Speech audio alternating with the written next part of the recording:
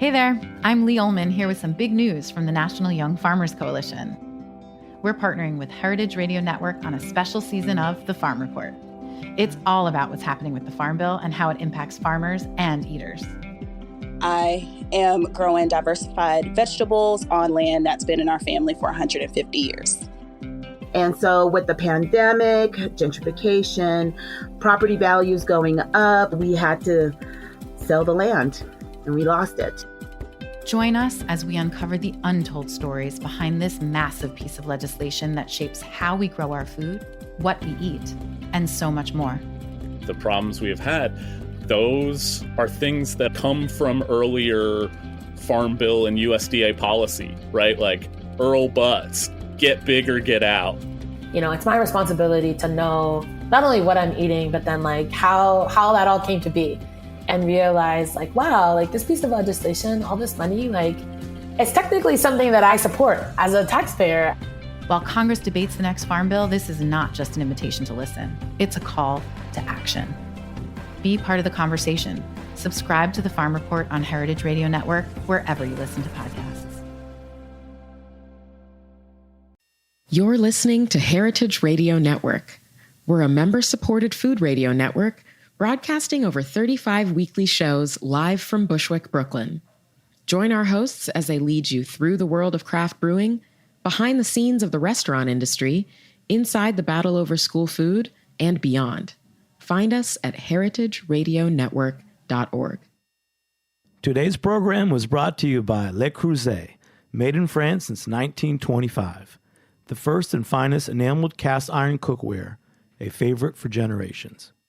For more information, visit lecreuset.com. That's LECREUSET.com.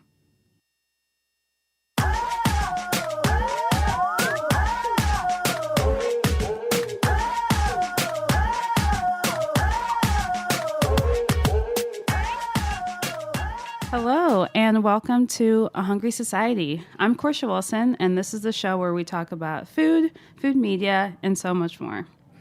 Today's guest is Ysanet Batista of Woke Foods, a woman-owned cooperative that focuses on the healing power of whole foods and traditional cooking from the Dominican Republic. The organization was founded by Batista and Morales Catalina Ortiz. Did I say that right? Yep. Okay. And offers recipe development, cooking classes, catering, and event planning, all rooted in the Dominican cooking that they grew up with. Ysanet was born in Harlem and grew up in between the Dominican Republic and a town in Florida, and is a graduate of Johnson & Wales.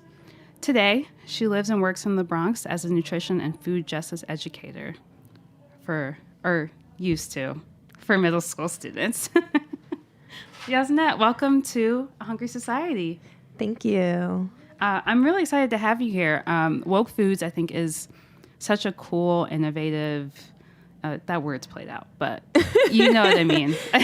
Like it takes a really great approach to like healing entire communities. Can you talk about Woke Foods and how do you describe it to people? Sure. So at first, Woke Foods started as an idea in my mind. I had just moved back from the Dominican Republic after college. I moved there to become a teacher, and I was doing like a volunteer teacher experience, and I was living there for about a year and a half. And when I moved back, I really missed the whole foods that I was eating there that were part of my culture. And while they existed in New York, you could very easily go to a supermarket. There wasn't a lot of prepared food that was also plant-based, because at the time I was exploring a plant-based diet. And so decided to start a little side hustle, thinking, I could meal plan for people. And then the other founding member of Woke Foods, Mirelis, asked me, why don't you cater for an event I'm doing for my job? And so I catered an event for her job, and then that's sort of how the catering aspect of Woke Foods started. And I mean, even before the whole meal planning and the catering, I was just sort of sitting with myself and with friends, that were in the organizing community around Black Lives Matter issues, we were talking about the need to stay aware and stay woke about all the different intersections of race and identity, how we have like disparities within housing, within health, within food. And so for me, I was really passionate about food, and I really wanted to bring awareness to the health metrics of people of color. And I also wanted for people of color to understand that a plant-based lifestyle or veganism was actually very tied to our ancestral roots. Mm-hmm. And we've been eating like this for centuries. And a lot of our cuisines has been created out of we have had access to, or we have been given access to. So if you think about soul food, or if you think about dishes like sancocho in the Dominican Republic, a soup or a stew that has been created out of food scraps that enslaved Black people in the island were given. And so there was a lot that is connected to food, and I wanted to bring more awareness and guide people back to knowledge that our ancestors and our elders know, but are not really talking about because life gets busy. Yeah. That reminds me of, when I was getting prepared for this interview, like in reading about how you said, like you were looking into kind of the roots of Dominican cooking and realizing that it's actually not challenging to make it plant-based, and that actually speaks to the foundation of the cooking. Yeah, that was the foundation, and it was really fun for me to cook with my grandmothers, who are both alive, and I'm very grateful to that, and asking them to teach me recipes that I grew up loving, and then going back to my own kitchen and trying to make them plant-based.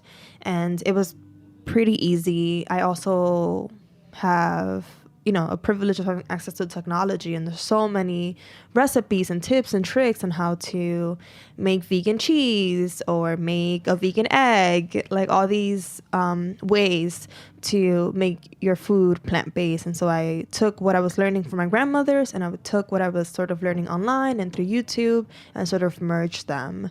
And then I thought, well, why don't I make something out of this and create a business out of it?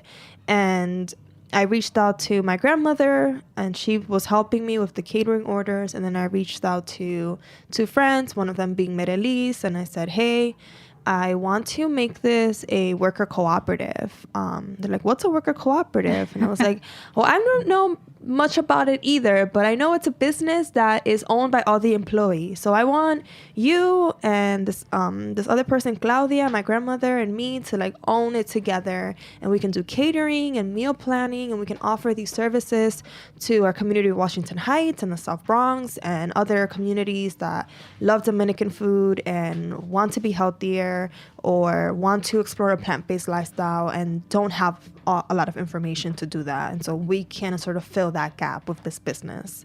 And so that's really how then it became a business, and how I decided to go the model of the worker co-op. Yeah, there's so much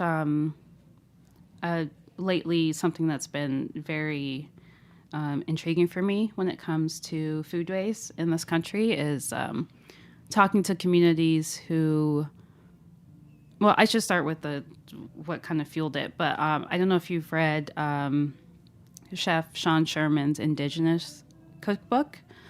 He's an Indigenous person in Minnesota, and he, in his cookbook, he's like, you're not going to find white flour, white sugar, any of the things that like our communities have had to use to like survive for, after being put on reservations. Like, you're not going to find any of that stuff. And I think the work that you're doing is the same. Like, you're reintroducing, but also kind of preserving these foodways that have been there for a long time.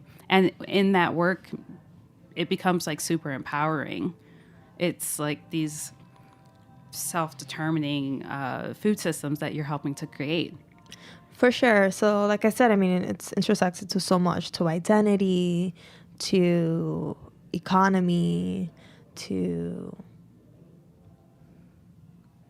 like our lived experiences, and yeah, I'm like really grateful that this is the work I get to do. And I think, yeah, very similar to indigenous people from the United States. I think in the Dominican Republic, where many people don't always see like the value in our gastronomy. I know that last year I had the opportunity to, was it last year? No, it was maybe 2 years ago. Time flies when you're an entrepreneur. So about, I think 2 years ago, I was in the Dominican Republic and doing an event with Woke Foods, and we were being interviewed by a magazine about Dominican gastronomy. And something that the interviewer told me was how a lot of people that study culinary arts in the Dominican Republic are actually studying everything but Dominican cuisine. They're studying French cuisine, Italian cuisine, and many students then end up going to Europe to continue their food studies. And so I found that fascinating because I love Dominican food. And I also didn't grow up with foods from Europe, which I grew up considering them fancy foods. And so I grew up eating at home, or I grew up eating like at the local Dominican restaurants in my neighborhood. And in the summer, when I would go to the Dominican Republic, we would always eat at home. I would always see my aunts and my uncles come back to our house at around 12 p.m. to like sit down and eat food with us. And so that was a really beautiful experience for me. And then when I would come back to the United States, I didn't see that happening. And like my aunt and my mom, they were working really long hours, so we didn't really like sit around to eat, and there was like really no like teaching of what was being cooked in the kitchen. And so with Woke Foods, like I get to do that, and now we have access to technology and social media, and I love that we get to like share that with people on social media and online. Yeah, like it's showing people that, you know, there is so much beauty and technique and skill in the food that you grow up with. I went to culinary school, and it was all European, French based. So yeah, I know what I went to a culinary focused school too, Johnson and Wales University, and while my focus was hotel and tourism, I would see like my friends who were in the culinary arts program, and I never saw them cook a plátano, a plantain. Right. Yeah, and you know, I think what's also been really beautiful about Woke Foods, and we're no longer, we're sort of stepping away from only saying we make Dominican plant-based food. We're saying now we cook Dominican and other Afro-Caribbean plant-based foods, because now we have more chefs and workers that are from Puerto Rico and Jamaica, and so we're sort of merging our cuisines and seeing like all the similarities that exist within Afro-Caribbean food, specifically like Spanish-speaking Caribbean food, because of like our shared historical roots. Mm. Oh, that's amazing. Yeah, and I feel like those foodways should be studied in culinary art schools as much as anywhere else. Yeah, I'm currently working on a cookbook, and within that cookbook, I'm doing a lot of research, and in the summer, I'm gonna be doing more research on like Dominican foodways and like recipes that are being cooked in the country, in the campos, that are often like not highlighted in mainstream food. Oh, that's exciting. I cannot wait to read that. Yeah, I'm excited too.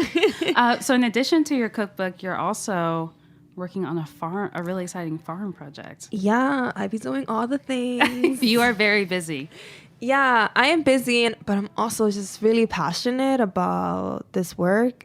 And I decided, I think also like 2 years ago, that there was like a need for more visible food justice work in the Dominican Republic.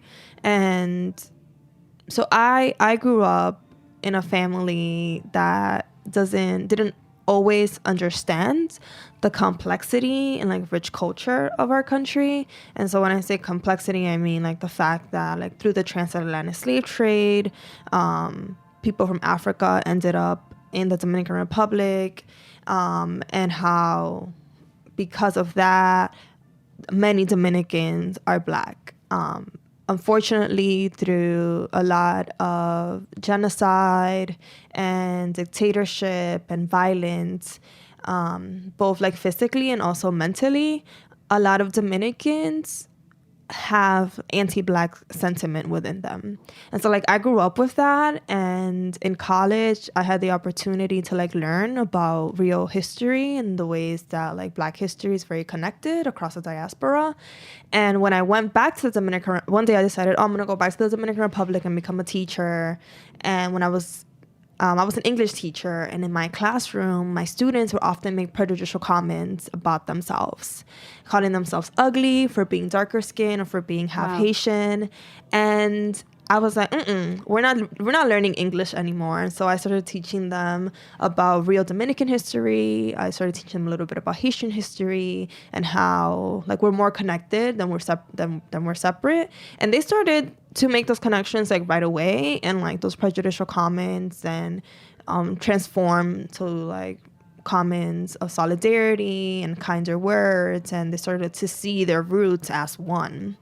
And a big issue that we were learning about was farm workers in the Dominican Republic, and how there is a partnership between the Dominican government and Haitian government to bring workers from Haiti into the Dominican Republic to work the fields. Because often, similar to the United States, how not many U.S.-born people want to do farm work, and they have to sort of bring workers through that H2, I'm going to say this wrong, but there's like a program where they bring like through, like similar to the Braceros program, where they were bringing folks from like Mexico and other places in Latin America to work U.S. farms. It's sort of similar what's happening in the Dominican Republic and in Haiti. And unfortunately, people don't know about sort of these partnerships between the government, and they're in cahoots. And people think that, Dominican people think that Haitians are taking their jobs. But it's actually not the full truth.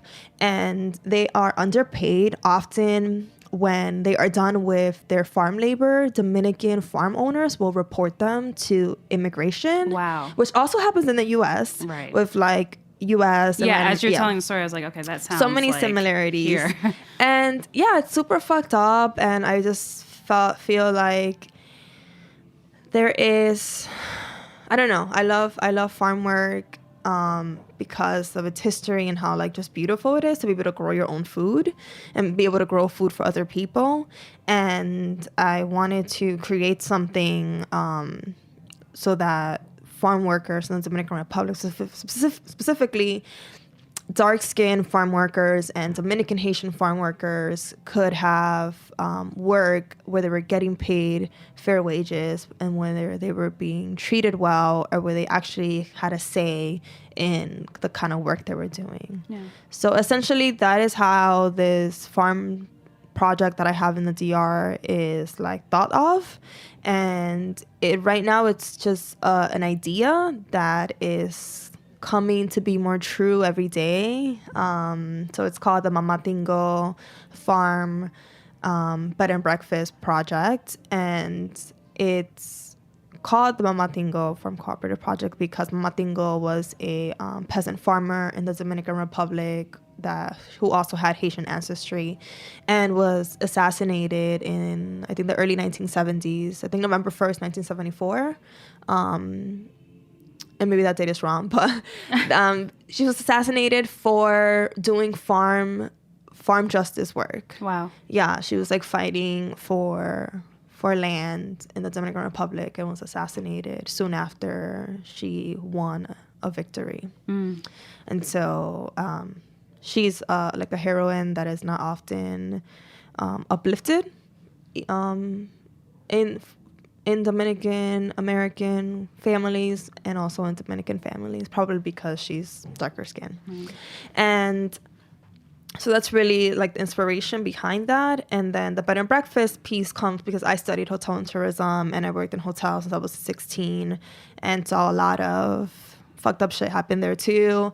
But I also love the experience of being able to travel to a place and learn about the culture through the people from that place, and for people to have the opportunity from other countries to funnel money into the pockets of local people. And so the idea is for people to come, stay in the bed and breakfast. Also, they get to sort of enjoy food in the bed and breakfast that's prepared by the foods that are being grown on the farm, and also on the farm side that we get to grow food and have a production piece to that as well. So is part of the goal of this farm project to kind of change the perception of farm work in the minds of, not just people in DR, but kind of... Yes, here I will say that to you, that is the goal. In the Dominican Republic, I won't say it like that because Dominicans will not hold back. They will tell you how they feel. And usually it can be pretty violent. So here I will tell you that is the goal. The goal is to set an example so that maybe other people can start similar projects, and for these projects to be led by the people of that community. That's the goal is to bring more visibility to food justice in the Dominican Republic. Not that it's not being done, it is being done, but I think there is a privilege that I hold, and a lot of Dominican Americans hold, that Dominicans living in the island do not. Yeah. And you talked about food justice, which someone asked me to define it recently. And I don't work in food justice. I cover... I write about people who do. I'm curious what your definition of food justice is. So that's a great question, and something that people talk about in food justice is the difference between food justice and food sovereignty.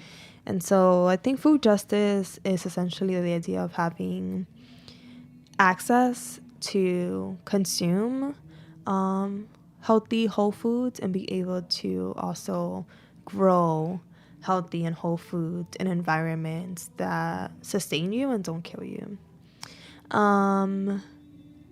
But beyond that, I think it's like communities having supermarkets or stores or farmers markets where they can buy good food. It's in schools, kids having healthy lunches and breakfasts to sustain their brains as they study. It's farmers having fair wages and working in humane working conditions, and organizations that sort of do this work putting money in like the right places. That's food justice. Food sovereignty is a little more radical. It looks like Black and brown people that often have been denied access to like land ownership, or often been denied to growing their own food, like sort of been given. So like indigenous people getting back their lands, Black people that worked the farmlands getting reparations money for all the work they did. Food sovereignty is people having free access to green space and being able to like grow food wherever they want and not having to file a permit for it. School lunches, like not even be like this super strict like cafeteria experience where like but maybe kids are growing their own food and making food for lunch. So it's a little more radical. It like goes beyond the systems that we have now, and sort of creates new ways for us to engage with food and land. And so that's the difference. Food justice is like having the system be better and being more accountable, and food sovereignty is not being within the system. Rebuilding the system. Yeah, like creating a whole new system that works for the people that have been most marginalized and oppressed. Wow. Do you think they can both coexist? Do you think? Yeah, for sure. They are coexisting right now. There's a lot of people doing food sovereignty work. definitely want to give a shout out to Soulfire Farm, who is doing amazing work around ending racism in the food system. And so they are creating new ways. Like they bought this like beautiful land and have been like working it for many, many years now, and have their different immersions program for both Black and Brown youth and for Black and Brown adults, and recently did one in Spanish. And they have like a CSA where they're like feeding low-income people in Troy, which is where their farm is. And yeah, they're definitely like doing new things, and they're also like working within the system. Like they have partnerships with their like their juvenile prison system, and having like the youth that are like in that pipeline work with them to make up the hours instead of having to go into a jail or a prison. So yeah, I think people doing food justice work and food sovereignty work are trying to figure out both ways in this moment until we can get to like the most radical way. Right. It's there's a ton of great organizations that you listed, and it's always incredible to me to learn about what they're doing, and I think it's necessary and crucial work. Yeah, I mean, I can highlight so many people, and the beauty of it is that it's all Black women. Not all Black women, mostly. But the ones that I'm super inspired by is Black women, like Leah at Soulfire, Tanya Fields at the Black Project and Libertad Urban Farm in the Bronx, Karen Washington, who, oh my God, is an OG. Yes. Shout out to her, and also her other farmers who work with her at Rice and Root. Yeah, I mean, I can go on and on. Oh, Cheryl Durant at Kelly Street Community Garden and New Roots. Kiana Mickey, she's the executive director at Just Foods. Yeah, I could go on and on.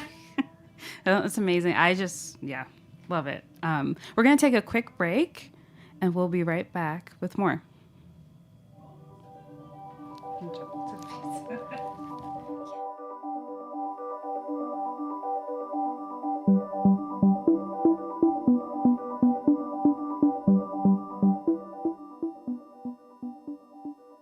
Today's program was brought to you by Le Creuset, the first to pioneer colorful enameled cookware over 90 years ago. They've been a favorite for generations through the meals and memories the cookware creates and the style it expresses. My name is Kat Johnson. I'm the Communications Director at Heritage Radio Network.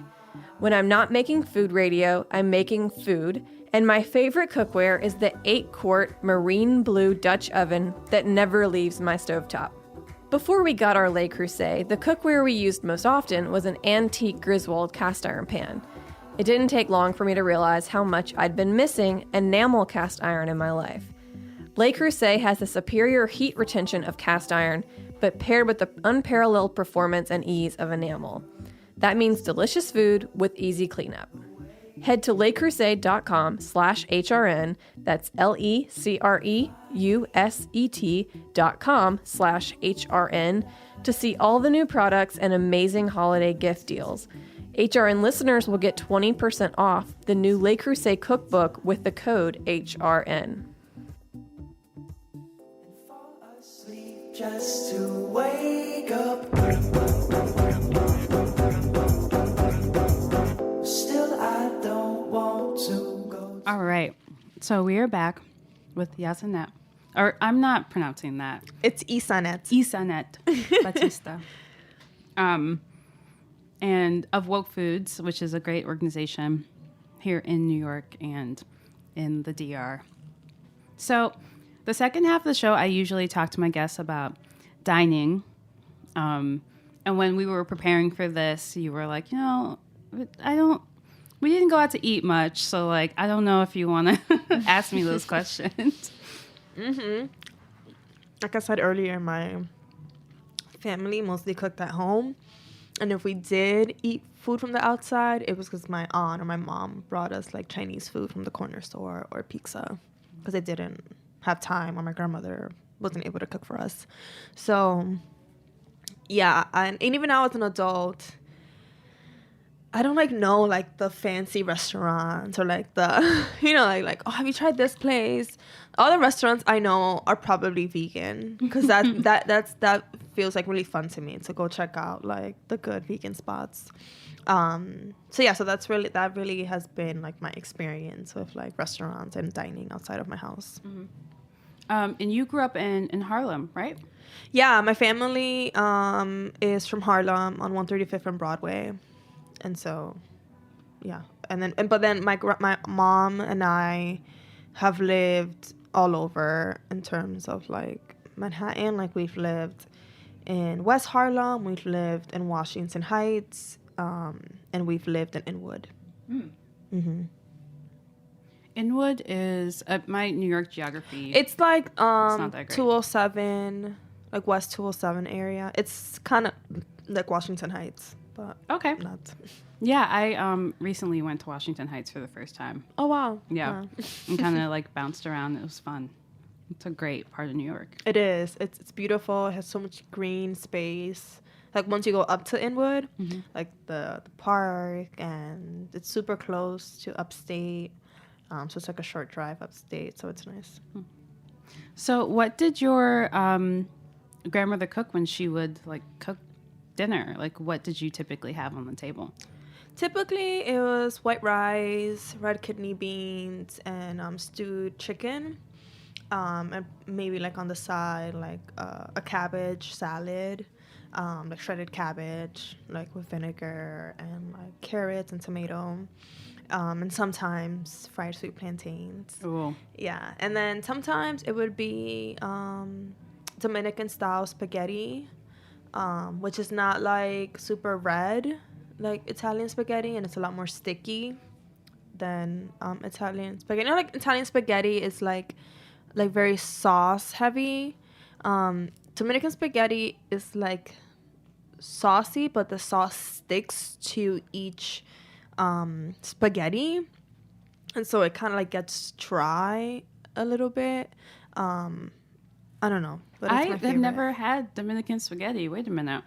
Yeah, I need to search this out. Like, what is the sauce made out of? I think different people make it different ways. I know my paternal grandmother, she makes like a sauce with like tomato sauce from the can. Like we don't use like the glass tomato sauce. We use tomato sauce from the can, tomato paste. We use our yellow Dominican cheese, and then we also like use garlic and the light green pepper and onion and things like that. And then we like blend it to make this like cheese-based red sauce that kind of looks like orangey, like red, but a little bit more on the orange side. And then that's sort of the sauce. It sounds like a mix between like a pasta sauce and like sofrito. Yes, almost. Exactly. Exactly. The other day I was making it with her and I saw her boiling ingredients for sofrito and then putting it in. Once like the onion and garlic and pepper was boiled, then she added it to the sauce. Yeah, I would say that is correct. Awesome. Do you have any favorite Caribbean or Dominican restaurants? Yeah. Let's see. I do love Mambi on 177, I think. It's like right near the A train. I do like Mambi. They have really good food. But I think I just prefer my grandmother's cooking. Yeah, she like makes the best arepitas de yuca. They're cassava fritters. Ooh. And it's like grated cassava, and then she adds like anise seed and egg and salt and garlic powder, and it's like this this mix, and then she fries them. It's really delicious fritters. They're the best. Your face just now was like so relaxed and peaceful and happy. You're just like, oh, these fritters. Yeah. She doesn't make them a lot because it takes so much to grate cassava. Although now you can like buy grated cassava in the store. But even so, it's not like a thing they're making often. But I did add it to my catering menu, so she does have to make it often. You make her make it? Well, she works with me. Oh, okay. Yeah, she's one of our cooks, so she has to make a lot of her foods. Like a lot of foods that would traditionally be saved for the holidays, she's having to make often because I put it on the menu. So the vegan restaurants that you were talking about, what have you had good? Yeah, stuff recently? I have. Like, where have you been going? One of my favorite ones is Seasoned Vegan. They have like this crawfish sandwich that is freaking delicious. They won't tell you what is like the substitute meat they use. It's like their secret, but it's so good. And then there's also this other restaurant called Ha Ha Ha Ha, and it's a Mexican vegan restaurant. Yes, I've heard about this restaurant, and it's J-A? J-A. Yeah. J-A. I think it's another J-A. And their nachos are pretty good. Their pupusas are fantastic. And yeah, I do like that one because their focus is plant-based foods, and it's not always like substitute vegan meats. I'm not a big fan of like vegan substitute things. I like things to be like whole. And so I do appreciate that from that restaurant. But also Seasoned Vegan has this like really slamming vegan soul food, and it's also owned by a Black woman and her son. And so I like to like support them. Yeah. Oh, that's awesome. So I ask every guest this. What is one of the worst restaurant experiences you've ever had? And you can name the place, but you don't have to. That's a good question. I think I did go once to this like vegan restaurant, and there was like a lot of hype around it, and I get there and it's not the hype, y'all. It didn't live up to that. It didn't live up to it. I think often, and people say this all the time, like vegan restaurants get too good of a rep because they're vegan, and like they'll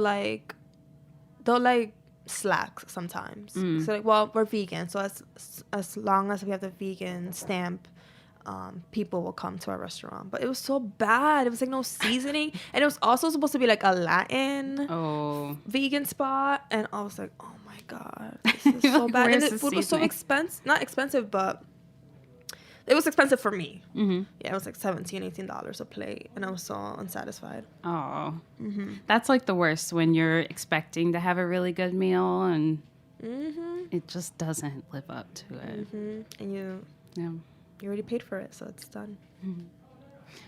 So I know you said you don't go out to eat a lot, but I guess if you could see changes made to like our current food culture, what would you want to see different? And I guess just I'm curious what you make of the like restaurant scene now. If there were more restaurants owned by people that looked like me, I would go to them. Or more restaurants that were like owned by Black women or people of color, and they were cooking foods from their culture, like I would be in there. I think that's also like not enough for me. I think I want to know how the workers are being treated. I want to know that the servers and the cooks and the prep people are being paid good wages that is allowing them to sustain their livelihoods.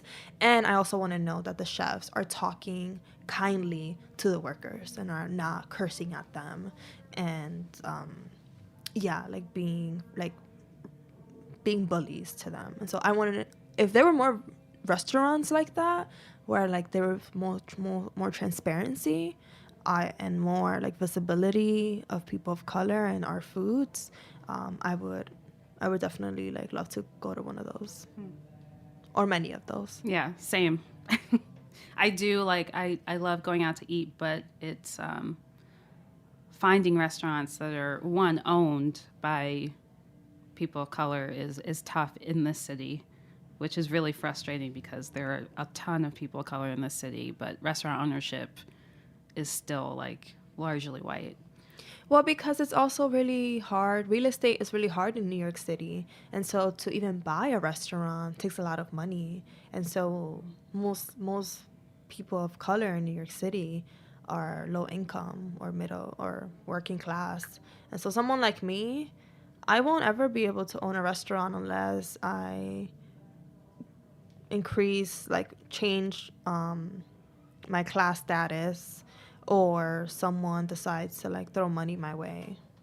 But yeah, because people ask, will Woke Foods be a restaurant? I was like, well, what money? Right. Maybe a food truck. Yeah. Maybe. Yeah. Yeah, but yeah, I don't know. It's really hard. So my last question for you, and I think I know the answer to this, but if you could have your last meal in a restaurant, where would it be and who is invited? If I could have a last meal in a restaurant, I would have it in my bed and breakfast in the Dominican Republic, overlooking maybe the palm trees or other type of trees, just like out in nature.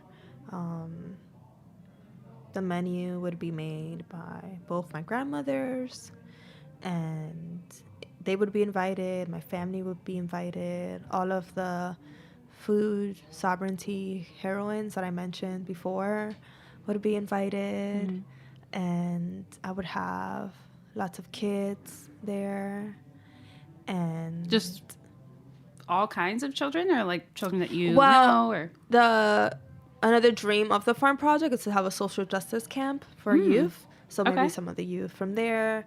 Actually, a few of my former students that I was teaching in the Dominican Republic, they would be invited, and maybe other people that I really admire and have guided me through my work, like my mentors, would be invited too. Yeah. So I have to edit this like question to add in a little more detail. You can invite anyone from like history, living or dead, celebrity. Oh, you like okay. Anybody. Okay. So I would invite Amatingo. I would invite my great grandmother. I would invite my great-grandmother's husband, who raised my grandmother and many other people in my family. And I would invite the Mirabal sisters. There were 3 sisters that were also assassinated in the Dominican Republic for doing social justice work.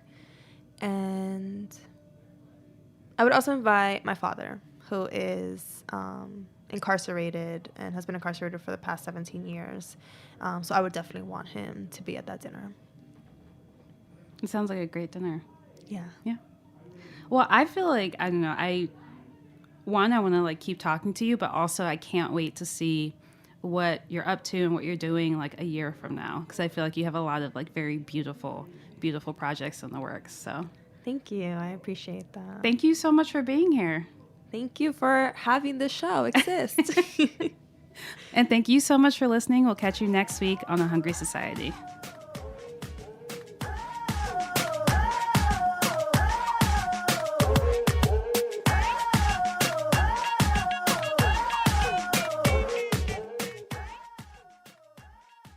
Thanks for listening to Heritage Radio Network, food radio supported by you. For our freshest content and to hear about exclusive events, subscribe to our newsletter. Enter your email at the bottom of our website, heritageradionetwork.org. Connect with us on Facebook, Instagram, and Twitter at heritage_radio. Heritage Radio Network is a nonprofit organization driving conversations to make the world a better, fairer, more delicious place. And we couldn't do it without support from listeners like you. Want to be a part of the food world's most innovative community? Rate the shows you like, tell your friends, and please join our community by becoming a member. Just click on the beating heart at the top right of our homepage. Thanks for listening.